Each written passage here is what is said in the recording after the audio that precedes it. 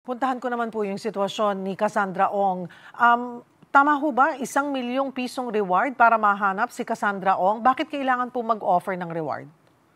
Opo, yes. So, ang reward po na ito ay it was put out on with the admission that may kahirapan nga po in locating her.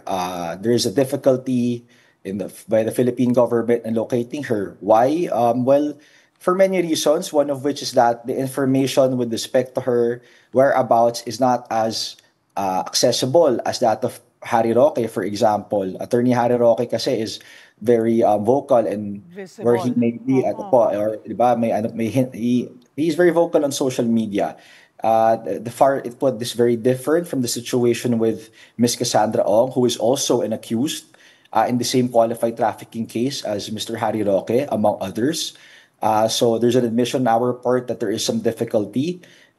If I could just also echo the Secretary of Justice, Frederick Vida, in saying na ano po to paraan ng pag-crowdsource. Crowdsourcing lang po na kung may impormasyon po kayo that could be beneficial to the government, then we would like to be able to hear from you.